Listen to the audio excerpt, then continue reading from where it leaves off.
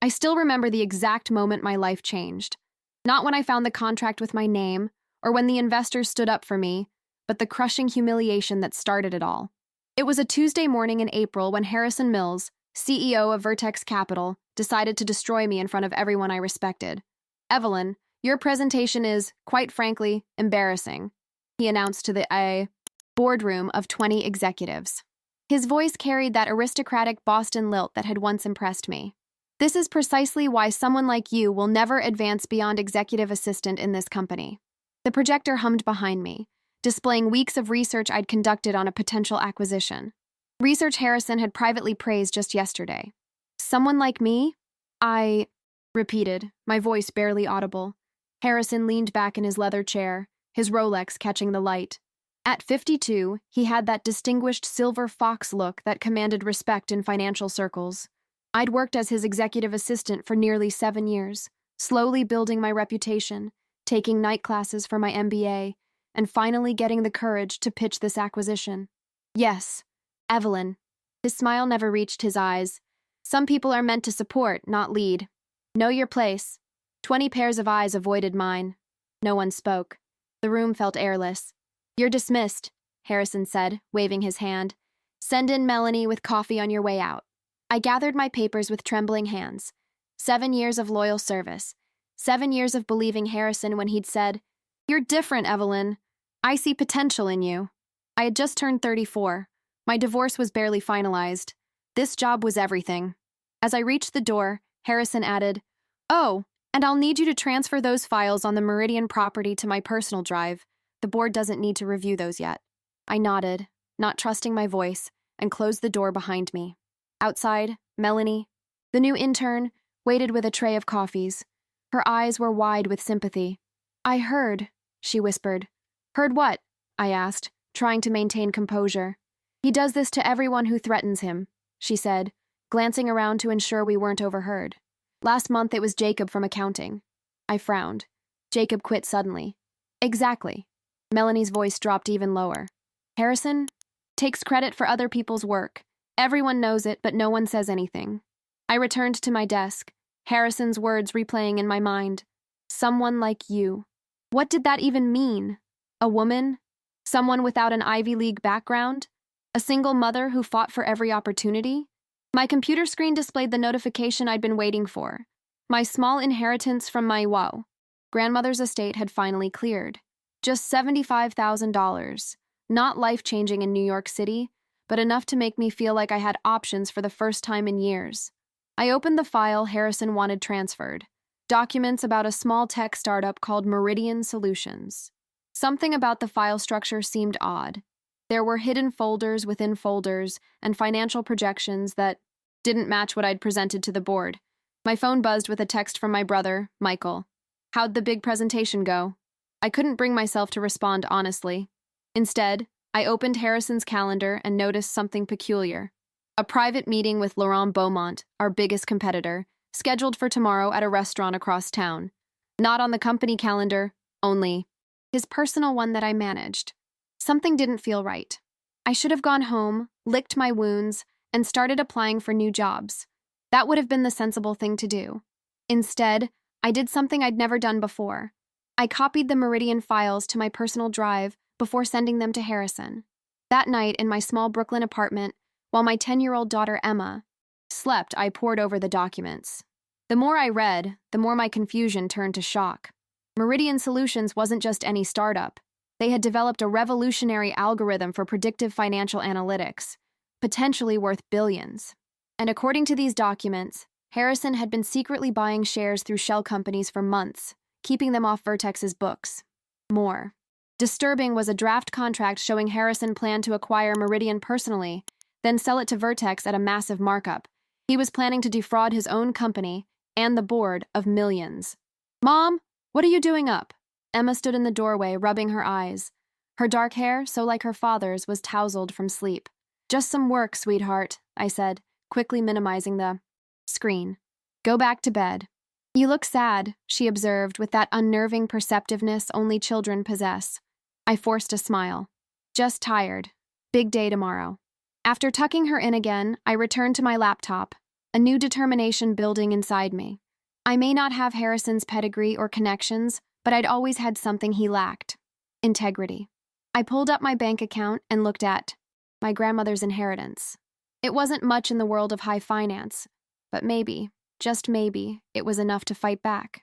My hands hovered over the keyboard as I contemplated my next move. Part of me wanted to forward everything to the board immediately. The sensible part reminded me that Harrison had friends everywhere, and my word against his would be meaningless without concrete proof. I needed a plan. I needed allies.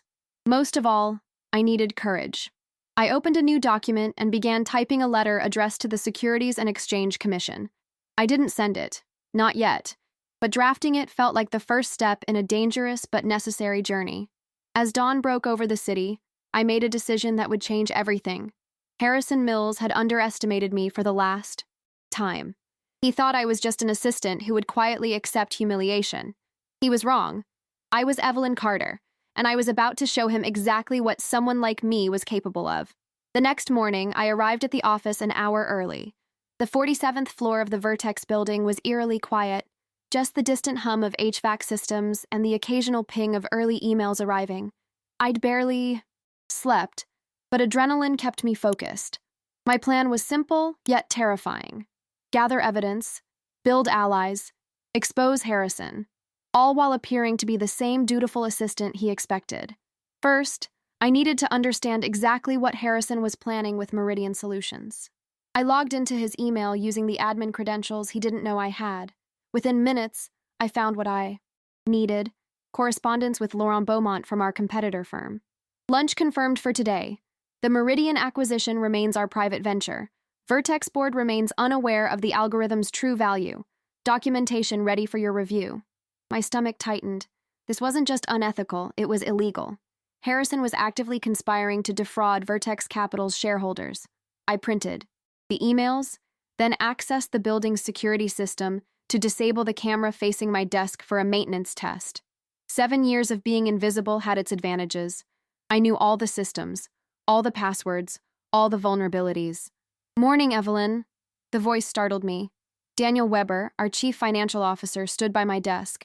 At 45, Daniel had always been kind but distant, the numbers guy who rarely engaged in office politics. "You're here early," he observed, coffee in hand. I closed the browser tab quickly. "Just prepping for Harrison's day." Daniel hesitated. "About yesterday's meeting. That was unprofessional. Everyone thought so."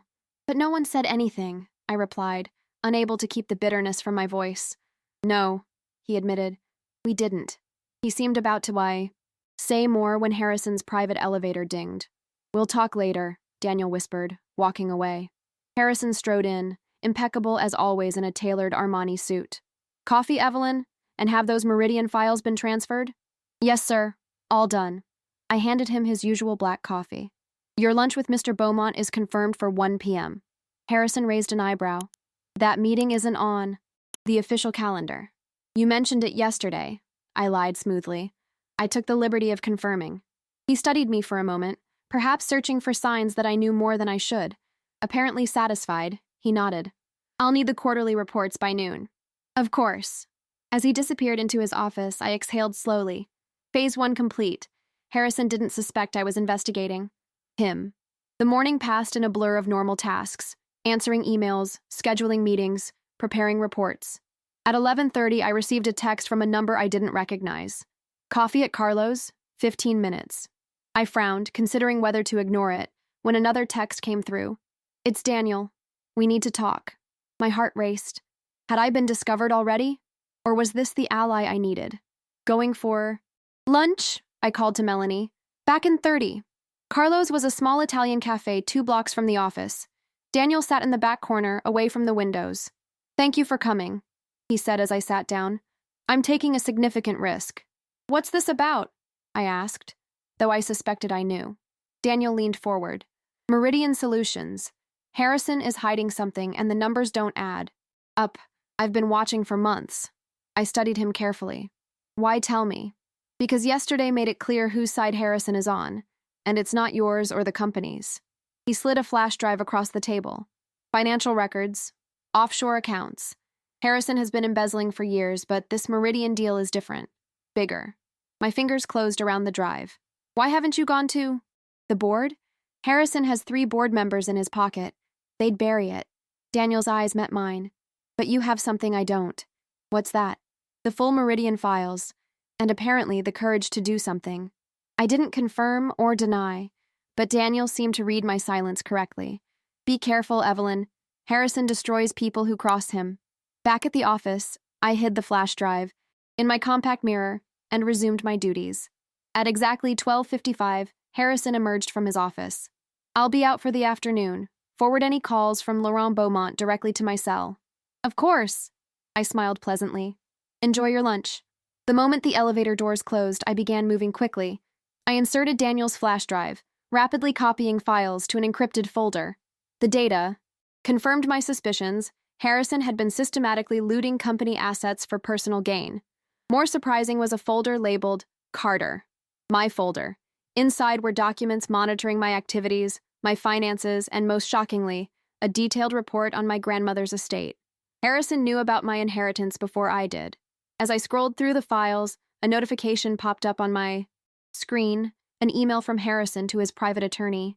Proceed with the plan to approach Evelyn Carter about investing her inheritance in our special opportunity. Once secured, execute standard dissolution procedure. She's naive enough to sign anything I put in front of her. My blood ran cold.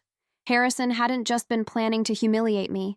He'd been grooming me, waiting for my inheritance to clear so he could steal it too. Just then, my desk phone rang. The caller ID showed the lobby security desk. Ms. Carter, there's someone here to see Mr. Mills. Says he has an appointment but isn't on the visitor log. Who is it? I asked, though I already knew. Laurent Beaumont from Riviera Partners. Send him up, I instructed. I'll meet him at the elevator. This was my chance. Harrison wouldn't return for at least an hour. If I could get Laurent to reveal something about their arrangement. The elevator doors opened, and Laurent Beaumont stepped out, tall, French, and exuding confidence. Mr. Beaumont, I greeted him with my most professional smile. I'm Evelyn Carter, Mr. Mills's executive assistant. He's been unexpectedly delayed but asked me to get you settled in the conference room. Laurent frowned. We had a lunch reservation. Yes, but there was a last-minute issue with the Meridian contract. I improvised. He thought you might prefer to review it while waiting. Laurent's expression changed subtly. The Meridian matter? Yes, of course. I led him to the small conference room, away from curious eyes. Can I get you anything while you wait? Just the contract, mademoiselle, he replied, his French accent thickening. Harrison promised the final version today. Of course. I hesitated, taking a calculated risk. The offshore structure is particularly innovative. Laurent smiled knowingly. Indeed. Harrison's plan to acquire Meridian personally before selling to Vertex is quite brilliant. The shareholders will never know the difference. I kept my expression neutral despite the confirmation of Harrison's fraud. I'll bring the documents right away. I had him. Laurent had just admitted to the entire scheme, thinking I was already part of the conspiracy. Now I just needed to decide what to do with this information. And quickly, before Harrison returned. I returned to my desk, heart pounding. Laurent Beaumont had just confirmed Harrison's fraud, but I needed hard evidence. Opening my drawer, I retrieved a small voice recorder I'd purchased months ago for taking meeting minutes. With trembling fingers, I slipped it into my blazer pocket. Here are the Meridian documents, Mr. Beaumont, I said, re-entering the conference room with a folder containing deliberately incomplete contracts. Mr. Mills asked me to apologize for the delay. He should be here shortly. Laurent accepted the folder, his manicured fingers quickly leafing through the pages. These appear to be missing the offshore structure appendices, he observed, frowning. I feigned confusion. I'm sorry, I thought those were included. Let me check Mr. Mills's private server. Please do. Without those details, these documents are worthless. Laurent's tone sharpened. The entire point is to ensure Vertex overpays while Harrison and I collect our management fee. The recorder captured every word as I nodded sympathetically. Of course, Mr. Mills often mentions how vital your partnership is to this arrangement. Did he explain how we're structuring the Cayman entities? Laurent asked, testing me. I smiled confidently. 3-tiered shell. Corporations with nominee directors. Untraceable back to either of you. Laurent relaxed visibly, confirming I'd guessed correctly. Exactly. Harrison said you were trustworthy, but I needed to be certain. My phone buzzed. A text from Harrison. Meeting ended early, heading back. Where's Laurent? My time was running out. Mr. Beaumont, while I locate those appendices, could you clarify something? For me, I placed my phone on the table, secretly activating its camera. The algorithm valuation, $50 million to Vertex, but actually worth at least $200 million, Laurent replied smugly. Conservative estimate. Once implemented, probably closer to $500 million. Harrison identified this opportunity months ago, kept it off Vertex's radar. Brilliant, really. I nodded appreciatively while my phone silently recorded his confession. And my role in this? Laurent looked surprised. Harrison didn't tell you? You'll be the nominal purchaser of initial shares using your inheritance. Your name on preliminary paperwork creates distance for Harrison. Standard procedure. So that was it. Harrison planned to use my inheritance and me as a shield. If the fraud was discovered, I'd appear responsible while he remained protected. Of course, I replied smoothly, just confirming. My phone buzzed again. In the elevator, 2 minutes. Excuse me, Mr. Beaumont. Mr. Mills is arriving now. I'll get those appendices right away. I hurried back to my desk, heart racing. I had less than 2 minutes to save the recordings and prepare. I quickly transferred the files to my personal cloud. Storage, then composed myself just as the elevator doors opened. Harrison stepped out, surprise flickering across his face when he saw me. Evelyn, is Laurent here already? Yes, sir. Conference room B. He was early. Harrison frowned. What did you tell him? Just that you were running late and would be with him shortly. I maintained perfect eye contact, years of poker nights with my brother, finally proving useful. Harrison studied me momentarily before nodding. Hold my calls. This meeting is private. Of course. As Harrison disappeared into the conference room, I exhaled slowly. Phase 2. Complete.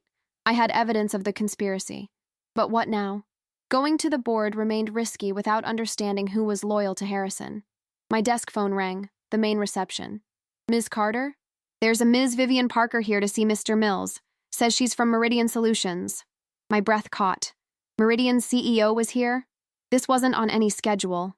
Send her up, I instructed, my mind racing. When the elevator doors opened, a woman in her early 40s stepped out.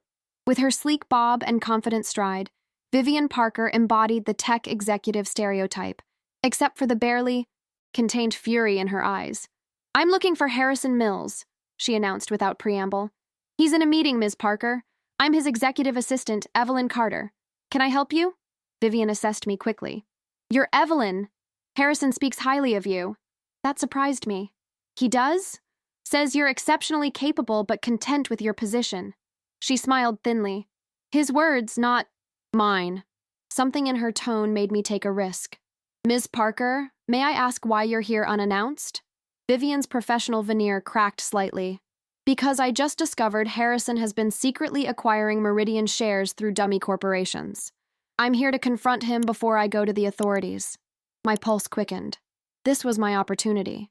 Ms. Parker, I said quietly, Harrison is currently meeting with Laurent Beaumont from Riviera Partners about Meridian.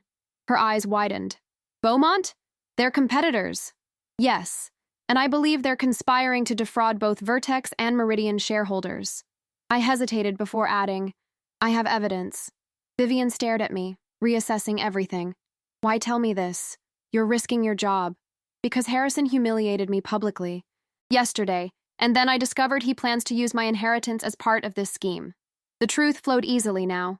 I've worked here 7 years, Ms. Parker. I believed in this company. In him. Vivian's expression softened momentarily before hardening with resolve. Show me the evidence. I glanced toward the conference room. Not here. They could finish any time. My car is downstairs. We have a driver. Vivian checked her watch. How quickly can you compile what you have? 5 minutes, I promised. I'll wait in the lobby. Don't risk anything if it seems dangerous. After she left, I moved with practiced efficiency, downloading everything to a secure drive. The emails, financial records, recorded conversations, and Daniel's files. Just as I finished, the conference room door opened. Harrison emerged looking pleased, Laurent following behind. They shook hands cordially before Laurent departed. Evelyn, Harrison called. Come into my office. I slipped the drive into my purse and followed him, praying my face betrayed nothing. Harrison's corner office offered panoramic views of Manhattan, a daily reminder of his power and status. He settled into his leather chair, studying me with newfound interest. "You handled Laurent well," he remarked. "He mentioned you seemed quite knowledgeable." I maintained a neutral expression. "I try to anticipate your needs, sir." "Indeed." Harrison leaned forward. "Which is why I have a proposition for you. How would you like to be more than just an assistant?" Here it was, the trap. "I'm listening." "I've been watching your development for years, Evelyn. Your recent inheritance presents a unique opportunity." His smile never reached his eyes. "I have an investment opportunity. Exclusive. Potentially life-changing returns." "Meridian Solutions?" I asked innocently. Harrison's eyebrows rose slightly. "You've been paying attention." "Yes, a ground floor opportunity in what will soon revolutionize financial analytics." "That sounds incredible," I replied, feigning excitement. "What would it involve?" "Simple.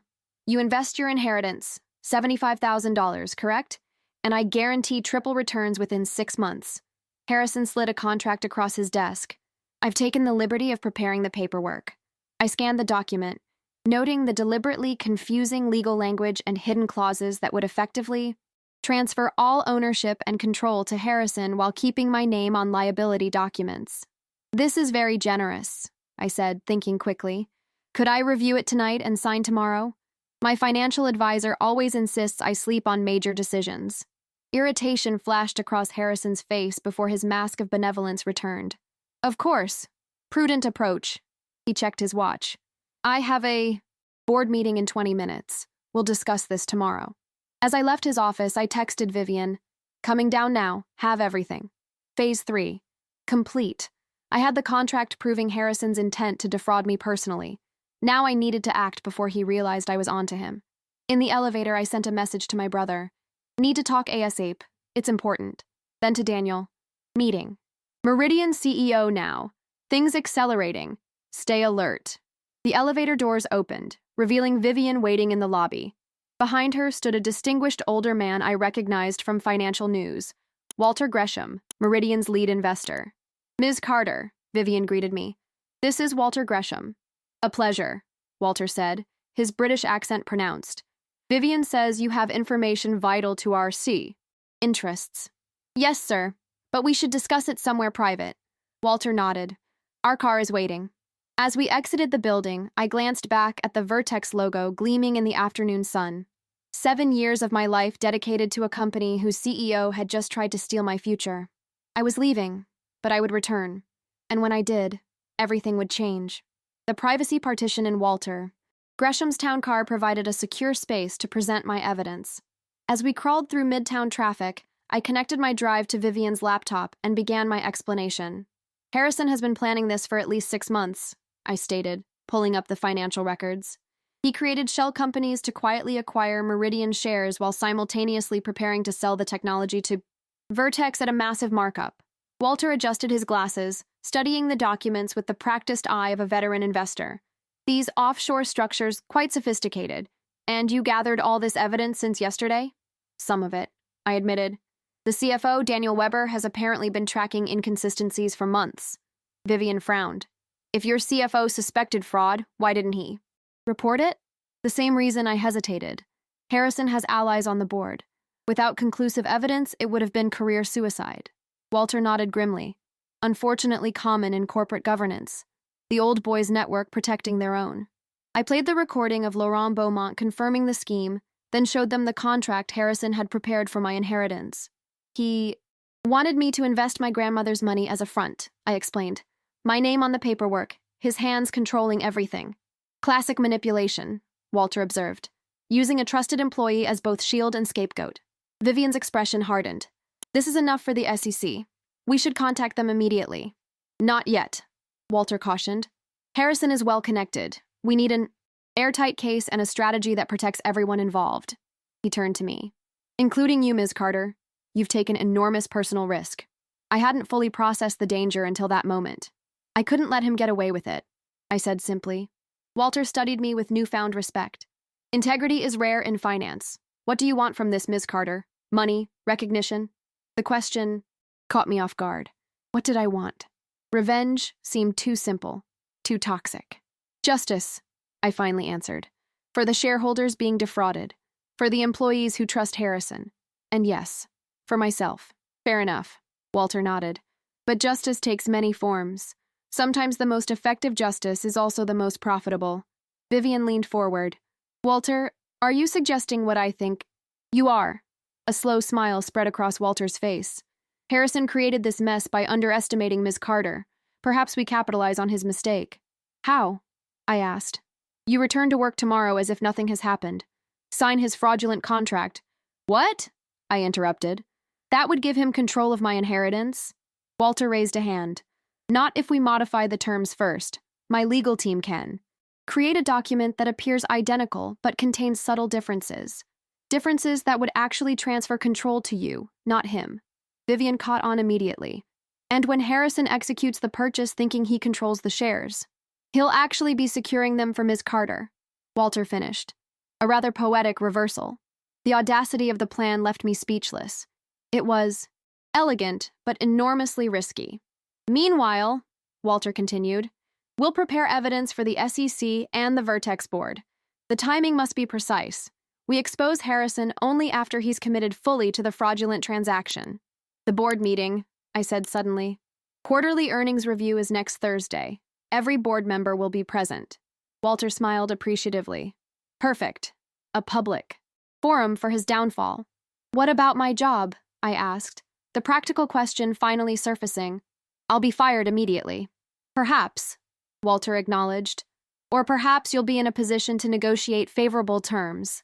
The car slowed as we approached my apartment building in Brooklyn. Before exiting, I turned to them. Why help me? You could take this evidence directly to authorities. Walter and Vivian exchanged glances. Harrison Mills has been a thorn in the side of ethical business for decades, Walter explained. This isn't just about Meridian or Vertex. It's about sending a message to the entire industry. And, Vivian added, talent recognizes talent. You've demonstrated remarkable capability under pressure. We value that. As I climbed the stairs to my apartment, my phone buzzed with a text from my brother. Got your message. Everything okay? I replied, better than okay. Tell you tomorrow.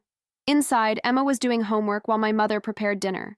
The normalcy of the scene, textbooks spread across the table, the smell of spaghetti sauce, temporarily grounded me. Mom, Emma exclaimed, you're home early. I hugged her tightly. Just for a bit, sweetie. I have to go back out tonight. My mother raised an eyebrow but said nothing until Emma returned to her homework. Something's happened, she observed quietly. You look different. I can't explain yet, I whispered, but everything might change soon, for the better. After dinner, I kissed Emma goodnight and headed to the address Walter had provided, a law office in a discreet building near Columbus Circle. There, I spent hours with Walter's legal team, crafting a document that mimicked Harrison's fraudulent contract while reversing its true purpose. This clause here, the lead attorney explained, appears to transfer control to Mills Holdings, but legally establishes you as the controlling party. He pointed to another section, and this indemnifies you against any claims of impropriety. Will it hold up in court? I asked. Absolutely. It's deceptive, but entirely legal. Harrison is counting on you not reading the fine print. We're counting on him doing the same. By midnight, we had a perfect counterfeit, a document that looked identical to Harrison's on casual inspection, but fundamentally altered the power dynamic. Remember, Walter cautioned as we finished, Harrison is dangerous. Maintain your normal routine. Give no indication you suspect anything. I nodded, exhaustion finally catching up with me. And if he suspects? Walter's expression turned grave. Then we accelerate to Plan B. Immediate disclosure to authorities. Your safety comes first. As I headed home in the taxi Walter arranged, I rehearsed my performance for tomorrow. The meek assistant, grateful for her boss's generosity, eager to invest her modest inheritance in his brilliant scheme. My phone buzzed with a text from Daniel. Mills called emergency executive meeting for 9 a.m. Something about Meridian. Be prepared. I texted back, everything proceeding as planned. Be ready to move Thursday. The city lights blurred past my window as the reality of my situation settled. For 7 years, I'd been invisible, the efficient assistant who anticipated needs and solved problems without recognition. Harrison had exploited that invisibility, assuming it meant weakness. He was about to discover how wrong he was. Tomorrow, I would return to Vertex Capital, not as Evelyn Carter, executive assistant, but as a woman executing the first move in a carefully orchestrated checkmate. As the taxi pulled up to my apartment, I realized something had fundamentally shifted inside me. The humiliation Harrison had inflicted no longer stung. Instead, it had crystallized into something harder, clearer, a determination not just to win, but to transform the game entirely. I arrived at the office at 7:30 a.m., 2 hours before the emergency executive meeting. The early hour ensured I'd have time to prepare both mentally and strategically. The modified contract sat in my bag, virtually identical to Harrison's version, but with key legal reversals buried in the fine print. The 47th floor was deserted, except for the cleaning staff. I nodded to Maria, who had been cleaning the executive suite for as long as I'd worked there. "Early morning, Miss Evelyn?" she asked in her lilting Dominican accent. "Big day," I replied, forcing a smile. "You look different today." Maria studied me curiously. "More, how you say, présent?" I laughed softly. "Present? Yes, I suppose I am." At my desk, I began my normal routine, checking emails, preparing Harrison's schedule, ordering his preferred breakfast from the cafe downstairs. Everything had to appear normal while I positioned the pieces of our counter strategy. First, I sent an encrypted message to Daniel. "Emergency meeting, likely about Meridian. Harrison may announce discovery of opportunity to board. Play along, but remain skeptical about valuation." Next, I confirmed Thursday's board meeting details, subtly suggesting to the executive administrator that all shareholders would want to attend given significant acquisition announcements. This would ensure maximum attendance for Harrison's eventual exposure. Finally, I drafted a resignation letter. Not to use today, but to have ready. Whatever happened, I wouldn't be Harrison's assistant much longer. At 8:45, executives began filtering in. Most ignored me as usual, but Daniel caught my eye, giving an almost imperceptible nod. The conference room filled quickly, voices hushed with speculation about the unexpected meeting. At 8:55, Harrison emerged from his private elevator.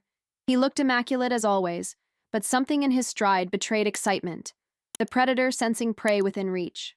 "Morning, Evelyn. Coffee ready?" he asked, barely glancing at me. "Yes, sir. Black, 1 sugar. The pastries you requested are in the conference room." "Good. Hold all calls during the meeting." He paused, then added with uncharacteristic warmth, "Have you had a chance to review our discussion from yesterday?" "I have," I replied carefully. "It's a very generous opportunity." Harrison's smile widened. "Excellent. We'll finalize after the meeting." As he walked away, I noticed something I'd never seen before, the subtle contempt in his posture, the dismissive tilt of his head. Had it always been there? Or was I only seeing it now because I knew the truth? Through the glass walls of the conference room, I watched Harrison take command. Though I couldn't hear his words, his body language told the story. Expansive gestures, confident smiles, the practiced performance of a man accustomed to controlling the narrative. Executives nodded, some taking notes, others asking questions that Harrison answered with theatrical patience. Daniel remained poker-faced, occasionally interjecting what appeared to be technical questions that made Harrison briefly consult his notes. The meeting concluded after 40 minutes. As executives filed out, I caught fragments of excited conversation.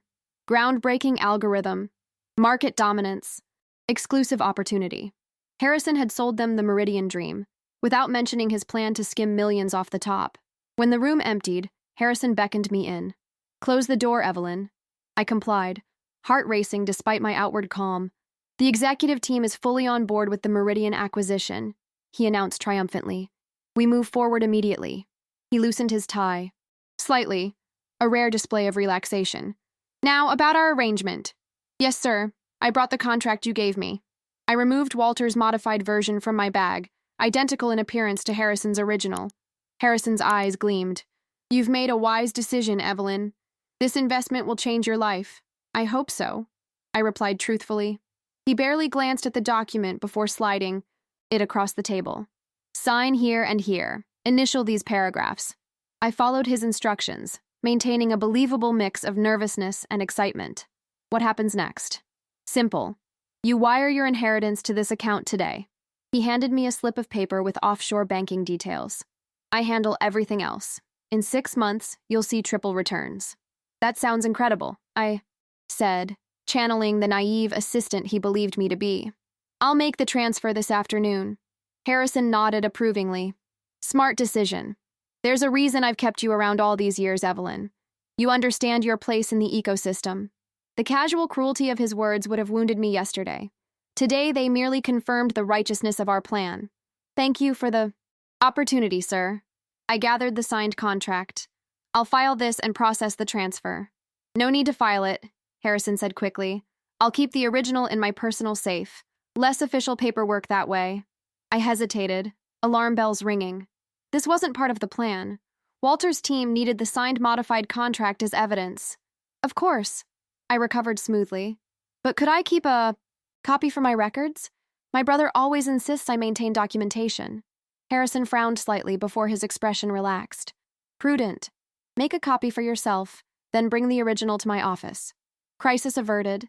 I nodded gratefully and exited the conference room, outwardly calm while internally calculating next steps. At the copying machine, I scanned the signed contract to my secure email before making physical copies. One for Harrison, one for my records, and a third that would go to Walter immediately. As I was finishing, Daniel appeared beside me, ostensibly waiting to use the machine. He announced Meridian as a corporate acquisition opportunity, he murmured while pretending to organize papers. No mention of his personal stake or the true valuation. Did the, executives buy it? I asked quietly. Most did. I raised questions about the $50 million valuation, suggested independent assessment. Harrison shut it down, citing competitive urgency. Perfect. Keep documenting everything. Thursday is still our target. Daniel nodded almost imperceptibly before walking away, maintaining our facade of casual workplace interaction. I delivered the original contract to Harrison as promised, then returned to my desk to send the scanned copy to Walter's secure server. The message from Walter came back immediately. Contract received. Legal confirms modifications intact. Proceed with wire transfer to designated account. The wire transfer was the riskiest part of our plan. I would actually send my inheritance to the offshore account Harrison provided, but Walter's team had already established monitoring protocols. The moment the funds arrived, they would trigger automatic documentation of the transaction for later evidence. Still, watching my grandmother's legacy, $75,000 that had taken her decades to save, disappear into a criminal enterprise made my stomach clench with anxiety. Faith in the plan, I whispered to myself as I completed the transfer. Faith in the strategy. My phone buzzed with a message from my brother. Lunch today? Need to talk about Mom's birthday. A perfect cover. I texted back, perfect. Usual place at 1? At 1 p.m., I told Melanie I was stepping out for lunch. The small deli 6 blocks from Vertex had been my brother Michael's and my meeting spot for years. Michael was already waiting, his firefighters, schedule allowing occasional weekday lunches. At 38, he looked like our father, broad-shouldered, with laugh lines around his eyes despite the serious nature of his work. Something's up, he said immediately. You've got that look. What look? The I'm planning something dangerous but don't want to worry you look. Same one you had before confronting Emma's bullying teacher last year. I smiled despite my tension. Michael always could read me. I can't explain everything yet, I said quietly. But Harrison tried to steal my inheritance yesterday. Michael's expression darkened. That arrogant bastard. I never trusted him. It's worse than that. He's been defrauding the company for years. I have evidence. As I outlined the situation in vague terms, careful to avoid details that might put Michael at risk, his expression shifted from anger to concern. Ev, these people play hardball. Corporate fraud at this level. They don't just fire whistleblowers. They destroy them. I know, but I have help. I briefly explained Walter and Vivian's involvement without naming names. Thursday is the showdown. Everything's in motion. Michael studied me carefully. You've changed. Yesterday you would have been terrified. Today you seem resolute, I finished. Yesterday I was the invisible assistant. Today I'm the woman who's going to bring down Harrison Mills. Just promise me you'll be careful, Michael said, squeezing my hand. Emma needs her mother. I need my sister. I promise. I checked my watch. I should get back. As I stood to leave, Michael caught my arm. Dad would be proud, you know, standing up against someone like Mills. That's pure Carter stubbornness. The unexpected mention of our father, gone 5 years now, brought unexpected tears to my eyes. Thanks, Mike. That means a lot. Back at Vertex, the afternoon passed in a surreal blur. I performed my assistant duties flawlessly while secretly advancing our plan. Every email I archived, every meeting I scheduled, every call I transferred, all while knowing that in less than 48 hours, everything would change. Harrison called me into his office at 4:30. The transfer went through, he confirmed, looking pleased. You're officially an investor in the future of financial technology. I'm so grateful, I replied, the lie bitter on my tongue. I've always seen potential in you. Evelyn, Harrison said magnanimously. Not executive material, perhaps, but valuable in your way. I nodded humbly while silently thinking, you have no idea what I'm capable of. As I left his office, my phone vibrated with a message from Walter. Transfer documented. Legal team preparing SEC filings. Board presentation being finalized. Stay the course. The invisible woman was now the linchpin of Harrison Mills's downfall, and he didn't suspect a thing. Wednesday brought mounting tension as our plan accelerated toward Thursday's climax. I arrived early again, establishing a new pattern that wouldn't arouse suspicion. The Vertex offices hummed with unusual energy. Executives rushing between meetings, financial analysts working late, everyone sensing the importance of the Meridian acquisition, without understanding its true nature. Harrison was particularly animated, spending hours on private calls and emerging occasionally to bark new instructions. His excitement was palpable and disturbing, like watching a predator anticipate its feast. Evelyn, he called mid-morning. Cancel my lunch. Laurent's coming in at 11. We'll need the small conference room. Private setting. Of course, I replied, already messaging Daniel. Beaumont arriving 11 a.m. Small conference room. Can you arrange accidental encounter afterward? Daniel's response came quickly. We'll create reason to be there. Recording ready. Our internal network of allies had grown overnight. Walter had quietly reached out to two board members he trusted, Patricia Winters and James Holden, both known for their integrity. They would be prepared for tomorrow's revelations without being compromised beforehand. At 10:55, Laurent Beaumont arrived, exuding his usual French confidence. I escorted him to the conference room where Harrison waited. Coffee, gentlemen? I offered. No need, Evelyn. Harrison dismissed me. Close the door on your way out. I complied, but not before activating the modified air freshener. Daniel had placed in the room earlier, a harmless-looking device containing a state-of-the-art recording system. Back at my desk, I monitored the surveillance through a secure app on my phone. The audio was crystal clear. The offshore structure is complete, Laurent was saying. Vertex will purchase Meridian from our holding company at $50 million. The actual payment to Meridian shareholders will be $30 million. The difference flows to our Cayman account. Clean and simple, Harrison replied. What about the algorithm valuation concerns? Handled. Our technical assessment confirms the $50 million valuation. Your CFO's objections will seem uninformed. They continued discussing details of their fraud for nearly 40 minutes, incriminating themselves thoroughly.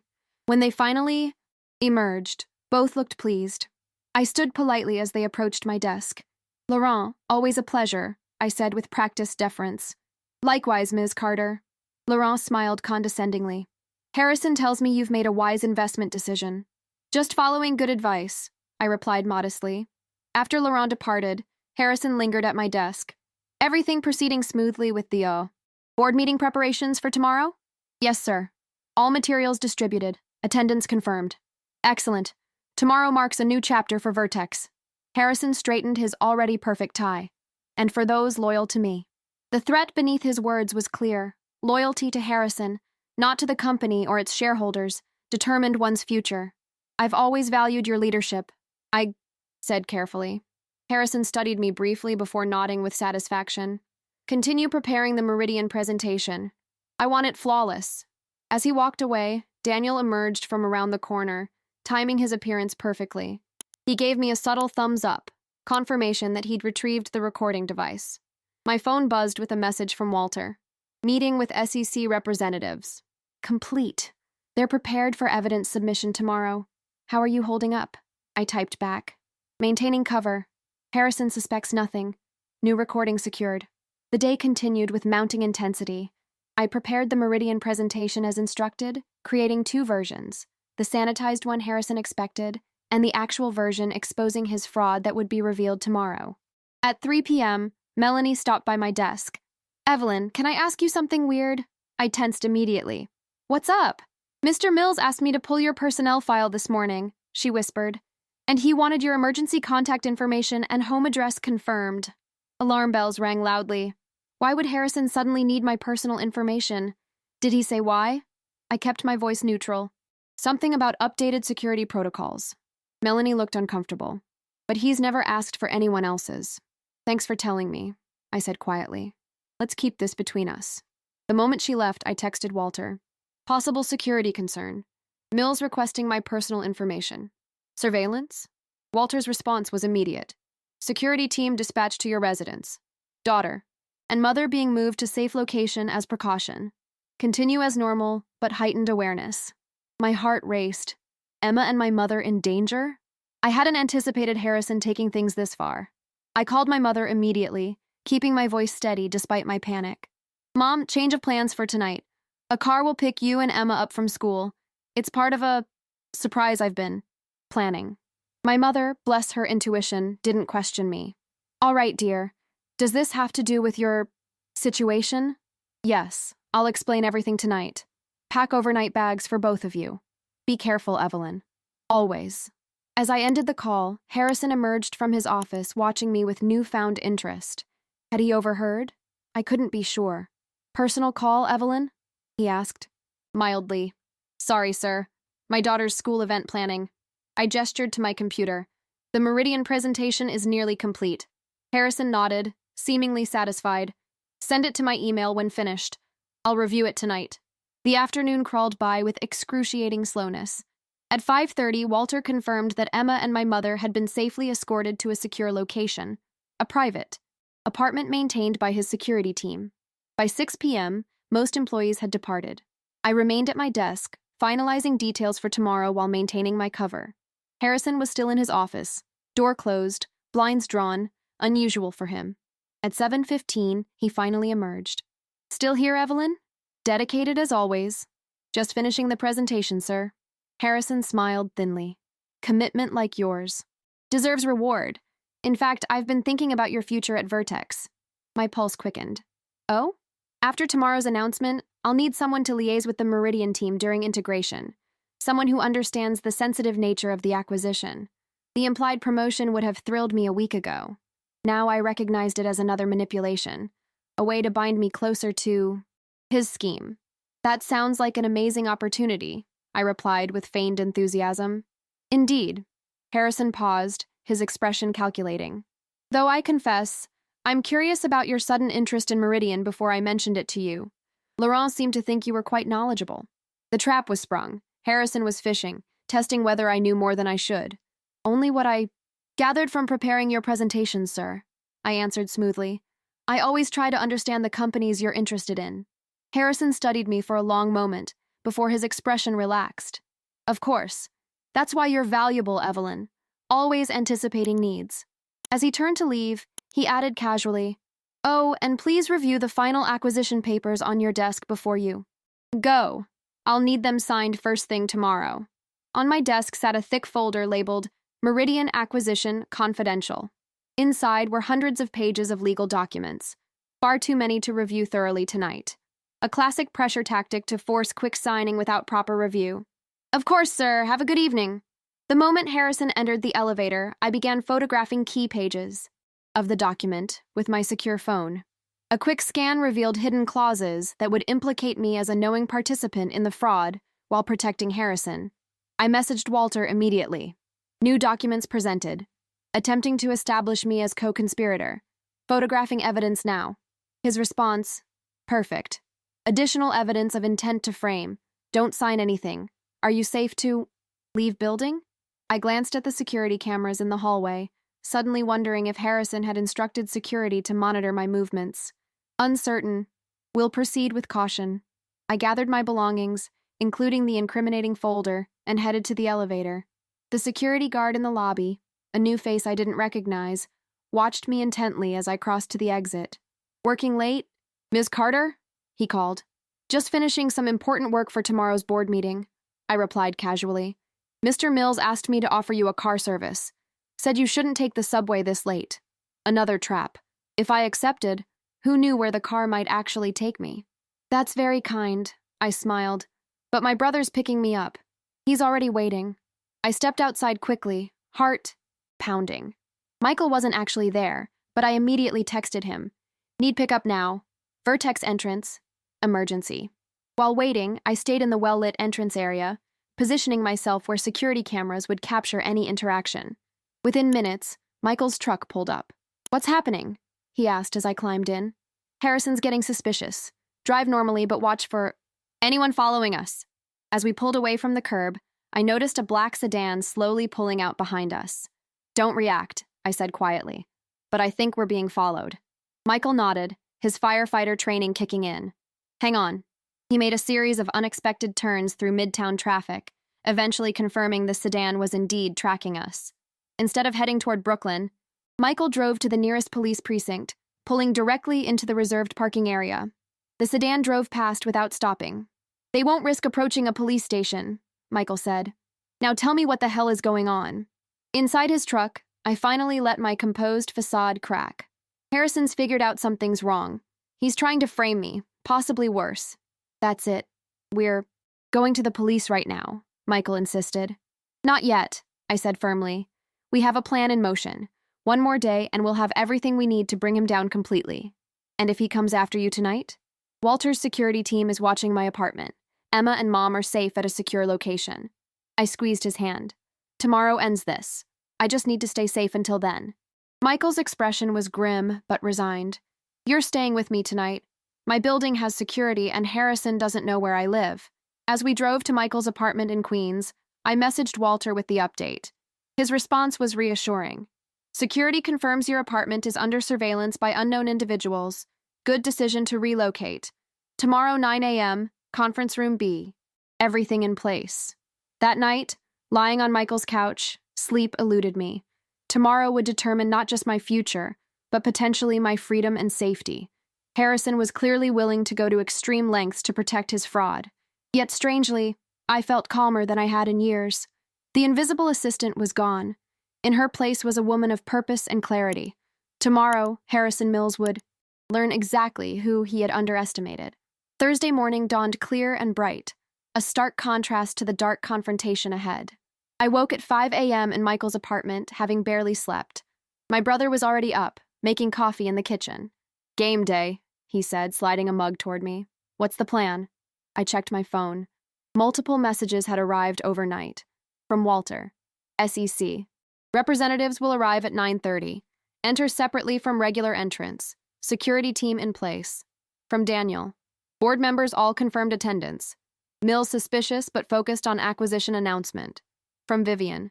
Technical team ready to present actual meridian valuation. Documentation complete. I looked up at Michael. I need to be at Vertex by 8 a.m. Harrison thinks I'm bringing signed acquisition papers. And you're actually bringing the evidence that will end his career. I sipped my coffee. You should stay away from this, Mike. It could get complicated. Michael's expression hardened. Not a chance. I'm driving you there and waiting nearby. Non-negotiable. I knew better than to argue with that tone. Fine, but you stay in the car. After a quick shower, I dressed with deliberate care, a charcoal gray suit I rarely wore, subtle makeup, hair pulled back in a sleek bun. Professional, polished, powerful. Not the invisible assistant, but the executive I knew I could be. In my bag, the acquisition folder Harrison had given me, unsigned, copies of all evidence against him, and a small recording device. No personal items, nothing that couldn't be replaced, if things went sideways. At 7:30, Michael drove me to Vertex. Text me every 30 minutes, he insisted. If I don't hear from you, I'm coming in. I'll be fine, I assured him, though my pounding heart suggested otherwise. This ends today. The Vertex lobby was busier than usual for 8 a.m. Board members rarely arrived before 9, but today several were already present, huddled in small groups, discussing the mysterious major announcement on the agenda. I nodded politely to those who bothered to notice me as I made my way to the executive elevator. Just as the doors were closing, a hand shot out to stop them. Daniel stepped in, looking as tense as I felt. Morning, he said neutrally for the benefit of the cameras. Good morning, I replied equally casually. When the doors closed, he whispered urgently. Harrison arrived at 6 a.m. He's been locked in his office with Laurent and two lawyers I don't recognize. My stomach tightened. He suspects something. Definitely. Security's been increased. They're checking IDs at every entrance. Are Walter and Vivian still getting in? Daniel nodded. Alternative plan activated. They're coming through the service entrance with catering. SEC representatives are posing as external auditors. The elevator reached our floor. Before the doors opened, Daniel murmured, "Whatever happens, you're not alone in there." The 47th floor was unnaturally quiet despite the dozen people present. Executives stood in tense clusters while administrative staff moved purposefully, preparing for the board meeting. At my desk, a yellow sticky note. Awaited. See me immediately. HM. Taking a deep breath, I knocked on Harrison's office door. Enter, he called. Harrison wasn't alone. Laurent Beaumont sat in one of the visitor chairs, along with two stone-faced men in expensive suits, the lawyers Daniel had mentioned. Evelyn, Harrison greeted me with artificial warmth. Thank you for joining us. These gentlemen are from Brecker and Stein. He didn't offer their names. I believe you have some documents for me. I produced the acquisition folder. Yes, sir. Though I haven't signed them yet. Some of the language seemed complex, and I wanted to review it with you first. Harrison's smile tightened. Of course. Always thorough. He turned to the lawyers. Would you excuse us? Ms. Carter and I need to discuss a private investment matter. The lawyers nodded and left silently. Laurent remained seated. Harrison's facade dropped the moment the door closed. You didn't sign the papers. It wasn't a question, but I answered anyway. I wanted to understand exactly what I was agreeing to. A simple investment opportunity, as I explained. The documents suggest otherwise, I replied calmly. They position me as a knowing participant in the Meridian acquisition structure. Harrison's eyes narrowed. You've been quite curious about Meridian lately. Asking questions, making copies of restricted documents. Just being thorough. I echoed his words back to him. Laurent shifted uncomfortably. Perhaps I should leave you to... Stay, Harrison commanded. He studied me with new intensity. Who have you been talking to, Evelyn? The moment had come sooner than expected. I had two choices. Continue the charade or reveal my hand. The board meeting was still an hour away, but our careful timeline was already compromised. I decided on a partial truth. I've been talking to people who found it strange that a $200 million technology was being acquired for only $50 million. Harrison's face remained impassive, but a muscle twitched. In his jaw. Where did you get that valuation figure? From Meridian's actual financial statements, not the altered ones you presented to the board. Laurent stood abruptly. Harrison, what is happening here? Sit down. Harrison snapped, not taking his eyes off me. Ms. Carter is confused about matters beyond her comprehension. Am I? I removed my phone and placed it on his desk. Should I play the recording of your conversation with Mr. Beaumont yesterday? The one where you discussed siphoning $20 million through Cayman Shell corporations? The color drained from Laurent's face. Harrison remained eerily calm. You've made a serious miscalculation, he said softly. Do you understand what happens to whistleblowers in this industry? They don't just lose their jobs. They become unemployable. Their reputations are destroyed. Their personal lives scrutinized until something, anything, can be used against them. Are you threatening me? I asked, my voice steadier than I felt. I'm educating you. Harrison leaned forward. Whatever evidence you think you have, it's your word against mine. A secretary versus a CEO with 30 years of relationships throughout the financial world. Executive assistant, I corrected automatically. Harrison actually laughed. See? Still focused on the wrong things. Titles won't matter when you're facing criminal charges for corporate espionage and theft of proprietary information. You'd frame me. It wasn't a question. I'd protect my company from a disgruntled employee seeking to damage its reputation. Harrison's tone was reasonable, almost regretful. The board would believe me. The authorities would believe me. Your precious evidence would look like fabricated revenge from a woman passed over for promotion. Laurent stood again. I should really go. You're not going anywhere, came a new voice from the doorway. Walter Gresham stood there, flanked by Vivian Parker and two individuals with SEC badges clearly displayed. Mr. Mills, one of them said formally, I'm Agent Keller with the Securities and Exchange Commission. We have a warrant to seize documents related to the proposed Meridian Solutions acquisition. Harrison's composure finally cracked. This is a private meeting. You have no right.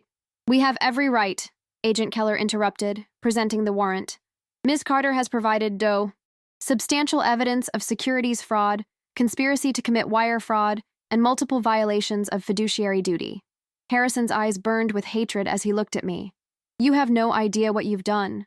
Actually, I replied calmly, I know exactly what I have done.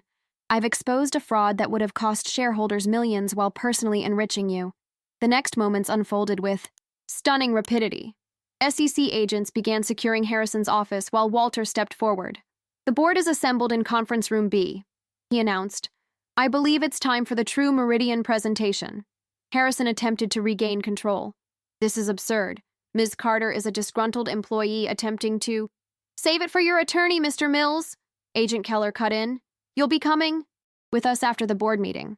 As we moved toward the conference room, I felt a strange sense of unreality. 7 years of deference to Harrison, 7 years of invisibility, about to end in the next 30 minutes. The boardroom fell silent as our unusual procession entered. Walter and Vivian first, followed by me, then Harrison flanked by SEC agents, with Laurent and Daniel bringing up the rear. 12 board members sat around the massive table, expressions ranging from confusion to alarm. Patricia Winters, the board chair, spoke first. Mr. Gresham, this is unexpected. Would you explain your presence at our meeting? Walter nodded respectfully. Madam Chair, I'm here at the invitation of Ms. Carter, who has uncovered significant irregularities in the proposed Meridian acquisition. All eyes turned to me, the assistant suddenly at the center of a boardroom drama. Harrison attempted to interject, but Agent Keller placed a restraining hand on his shoulder. Ms. Carter, Patricia prompted, please explain. I stepped forward, surprising myself with my steady voice. Board members, for the past week I have been gathering evidence of a sophisticated fraud orchestrated by CEO Harrison Mills and external partner Laurent Beaumont. Murmurs erupted around the table. I continued. The Meridian acquisition presented to you values the company at $50 million. The actual value, based on Meridian's proprietary algorithm, exceeds $200 million. I placed a flash drive on the table.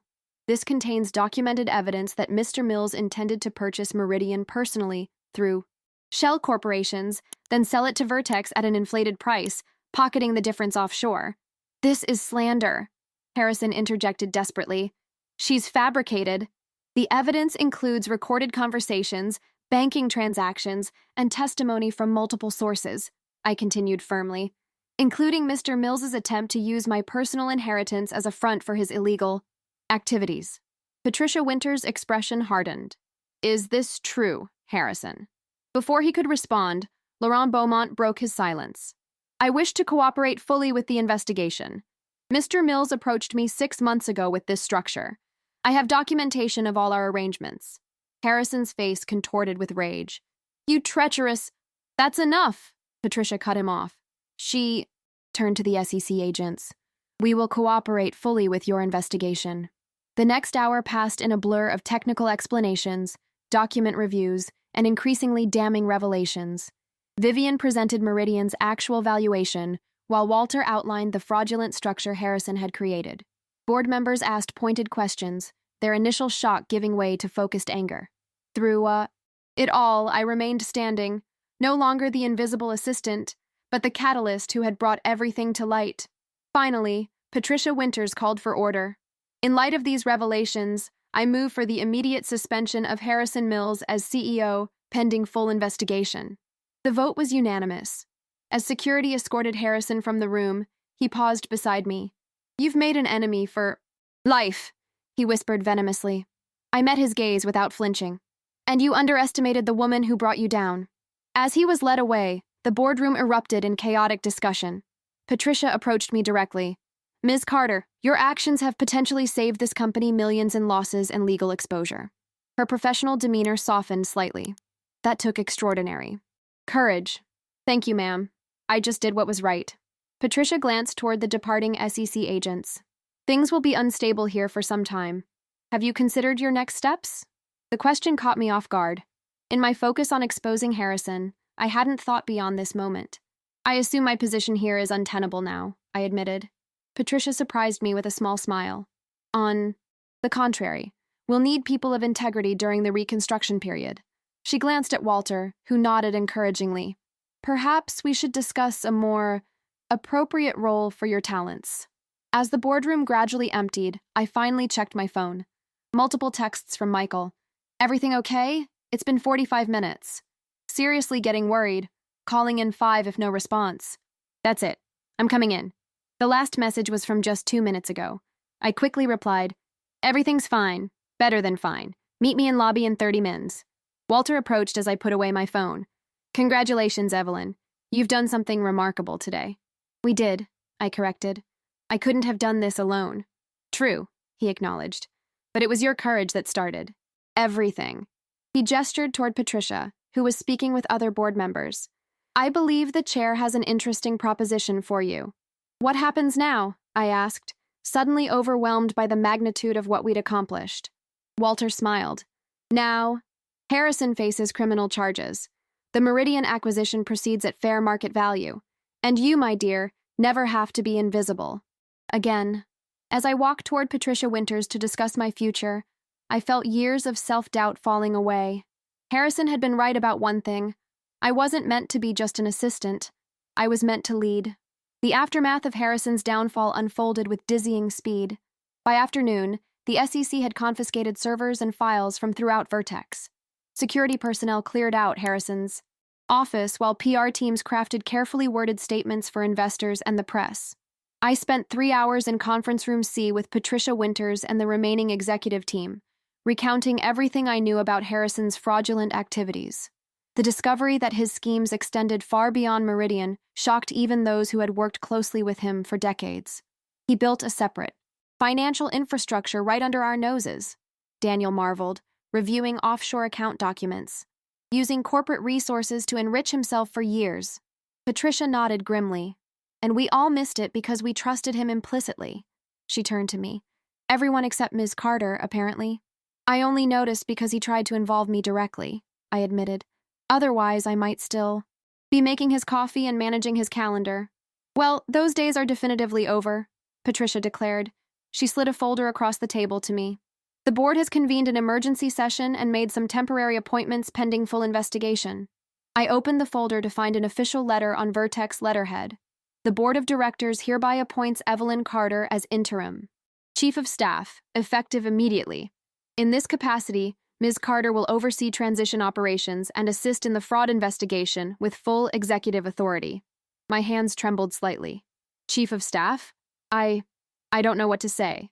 Say yes, Patricia replied simply.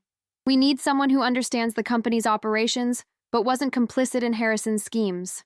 Someone with demonstrated integrity under pressure. What about Daniel? He was tracking the inconsistencies before I was. Mr. Weber will be appointed interim CEO, Patricia explained, but he'll need a right hand he can trust. Someone who knows where all the bodies are buried, so to speak. The metaphor made me wince given the circumstances, but I understood her point. I accept, I said firmly. On one condition, Patricia raised an eyebrow. Which is?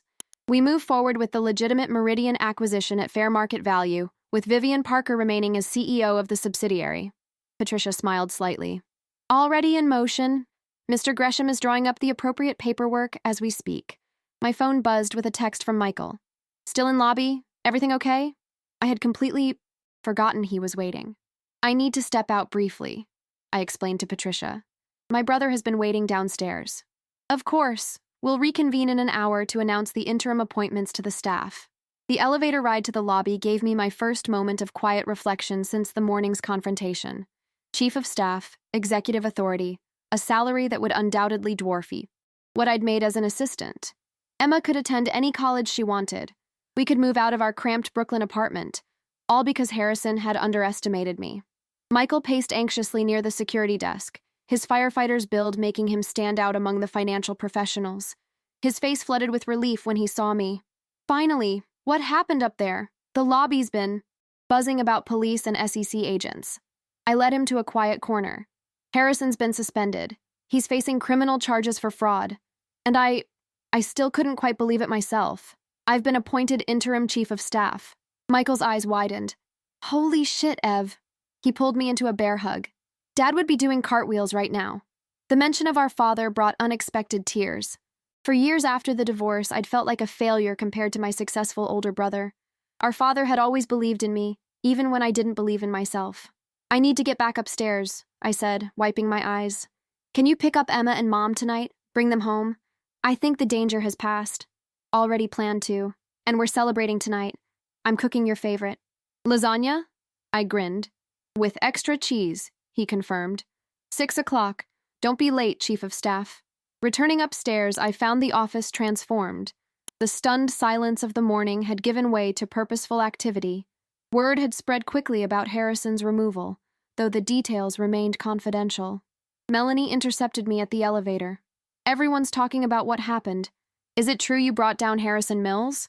It was a team effort, I deflected. The important thing is that Vertex will survive this. They're saying you're being promoted. Like, seriously promoted. News traveled fast. There will be an official announcement soon. Melanie's expression turned serious. I always knew you were meant for more than being his assistant. The way he treated you. She shook her head. It wasn't right. No, I agreed. It wasn't.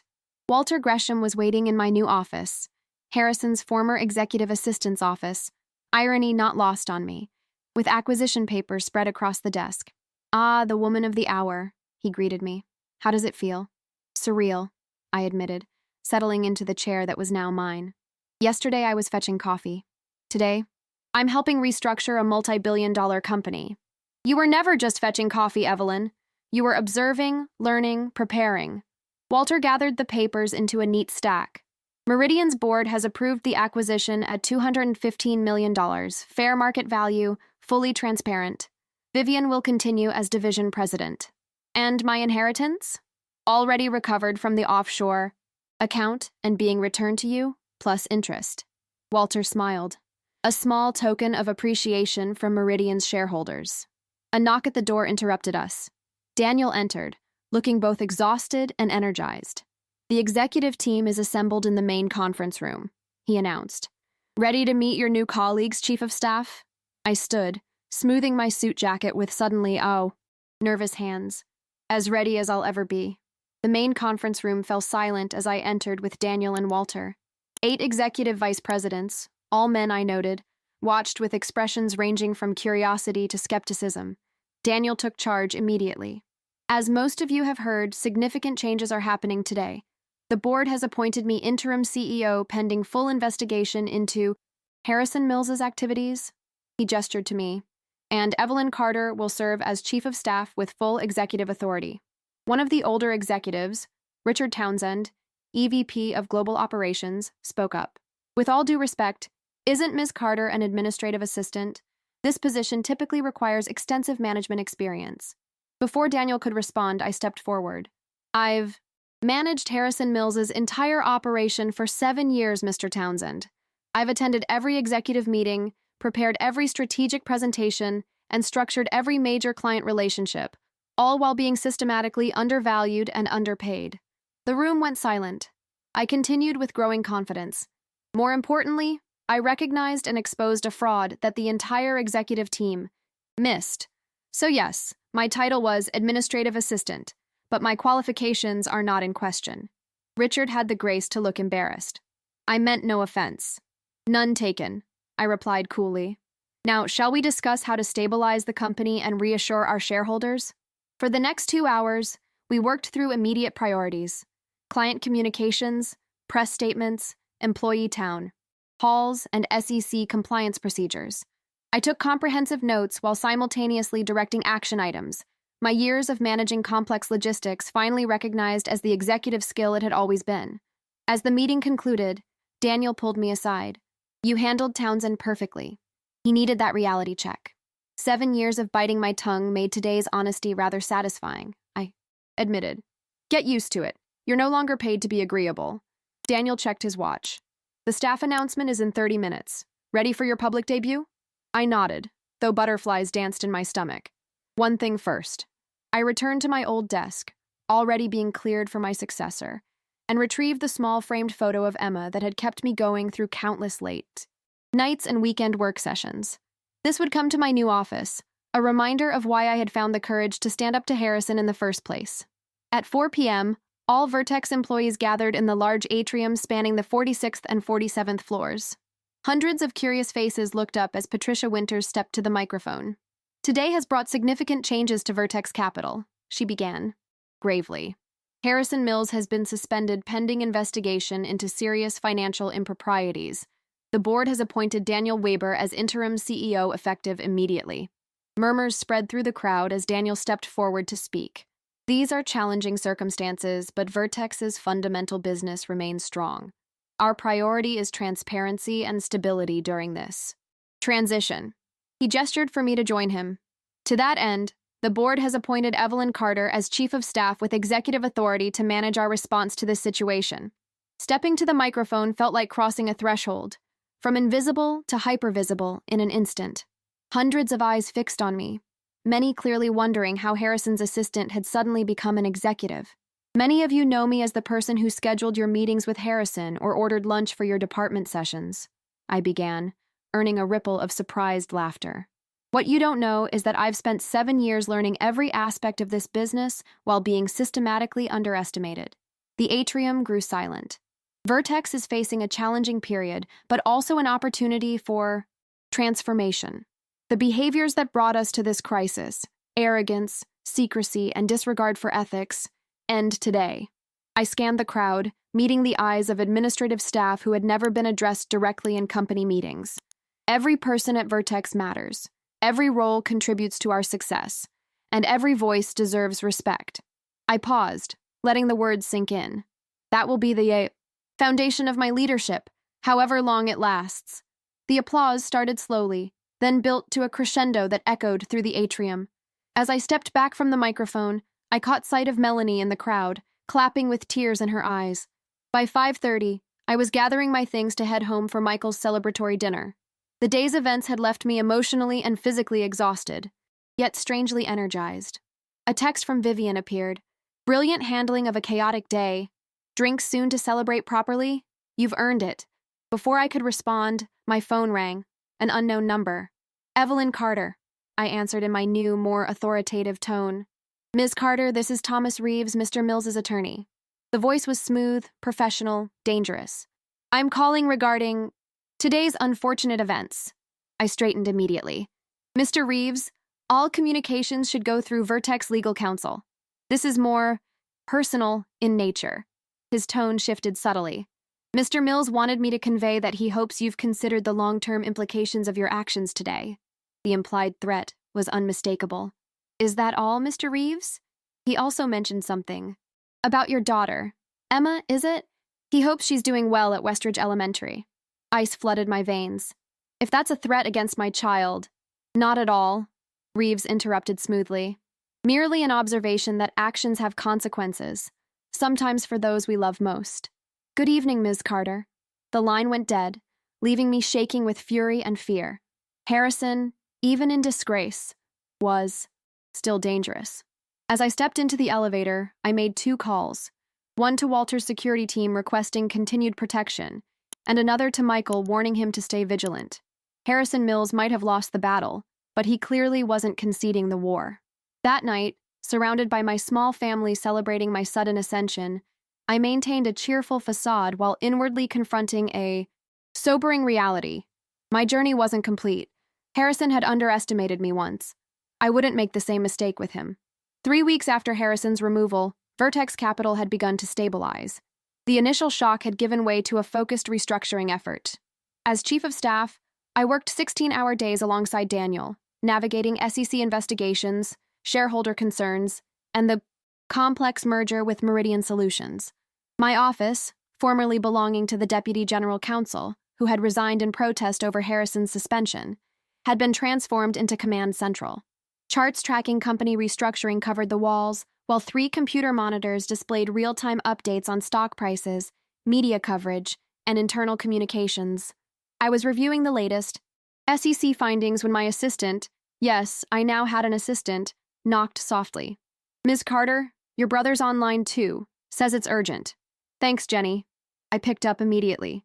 "Mike, what's wrong?" "Nothing immediate," he said, though his tone suggested otherwise. But Emma's teacher mentioned a man asking questions at school pickup yesterday, claimed to be from a gifted student program. Interested in Emma. My blood ran cold.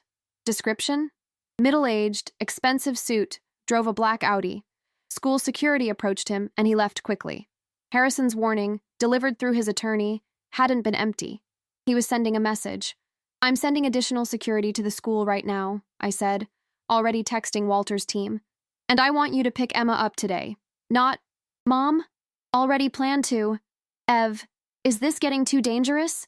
Maybe you should—" "I'm not backing down," I interrupted firmly. "That's exactly what he wants." After hanging up, I sat motionless, anger crystallizing into resolve. For 3 weeks, I'd been responding to Harrison's attacks defensively, increasing security, changing routines, documenting threats. It was time to go on the offensive. Buzzed Jenny. "Get me Walter Gresham and Vivian Parker. Conference call in 15 minutes, and find out if Patricia Winters is available this afternoon." While waiting, I unlocked my private safe and removed a red folder labeled Contingency. Inside were documents I'd been gathering, evidence of Harrison's activities beyond what we'd already provided to authorities, bank records showing transfers to political figures, emails suggesting witness intimidation, surveillance photos of meetings with known fixers, insurance in case Harrison escalated further. The conference call with Walter and Vivian was brief and focused. "He's targeting my daughter," I explained without preamble. "We need to accelerate." Walter's voice was grave. "I've had my investigators following several leads. Harrison's liquidating assets, moving money offshore, classic preparation for either flight or fight. My sources say he's meeting with journalists," Vivian added, "likely trying to spin a counter-narrative before the criminal charges are finalized." "Then we don't wait," I decided. Operation Clean Slate begins today. Clean Slate was our contingency plan, a comprehensive strategy to neutralize Harrison's remaining influence permanently. It involved financial isolation, media management, and legal encirclement. "Are you sure?" Walter asked carefully. "Once initiated, there's no pulling back." "He threatened my child," I replied coldly. "I'm sure." By afternoon, the machinery was in motion. Walter's banking contacts froze Harrison's remaining accessible accounts pending investigation. Vivian activated media relationships to preempt Harrison's narrative. And I met with Patricia Winters to authorize the final component, full disclosure to all major clients. "This will cause short-term volatility," Patricia warned as we sat in her corner office. "Some clients may leave us. Better than having them ambushed by Harrison's version," I countered. "We need to control the narrative." "Completely." Patricia studied me thoughtfully. "You've changed, Evelyn. 6 weeks ago, you were bringing me coffee during board meetings. 6 weeks ago, I was allowing myself to be underestimated," I corrected. "I've stopped doing that." "Clearly." She signed the authorization. "The board supports Operation Clean Slate. Just make sure we have containment strategies for any blowback." "Already prepared," I assured her, sliding across a comprehensive response plan. "We've war-gamed every scenario." Returning to my office, I found Daniel waiting, his expression unusually grim. "Harrison's attorney filed a wrongful termination suit," he announced without preamble. "They're claiming corporate espionage, conspiracy, and defamation." I nodded, unsurprised. "Right on schedule. Our legal team is filing countercharges this afternoon. Witness intimidation, threats against a minor, conspiracy to obstruct justice." Daniel's eyebrows rose. "You anticipated this." "Harrison is predictable in his tactics," I explained. "He always counterpunches, always escalates, always tries to shift blame. We're using that predictability against him." "And the man at Emma's school?" "Private investigator. Named Marcus Jennings. Walter's team identified him from security footage. He's worked for Harrison before." I met Daniel's concerned gaze. "We're handling it." That evening, I worked late finalizing details of Clean Slate's implementation. The office had emptied hours ago, leaving me alone with the city lights spreading beneath my window. My phone buzzed with a text from a blocked number. "You can't win this game, Evelyn. Some players are too powerful to oppose. Final warning." Instead of fear, I felt a strange calm. Harrison still thought he was dealing with the intimidated assistant he had bullied for years. His greatest weakness was his inability to see that woman no longer existed. I typed back simply, "Game over, Harrison. Check your accounts." Within minutes, my phone rang. The blocked number again. What have you done? Harrison's voice was tightly controlled fury. Exactly what you taught me, I replied calmly. Anticipate your opponent's moves.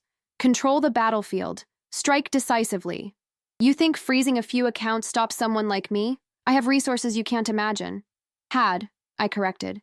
Past tense.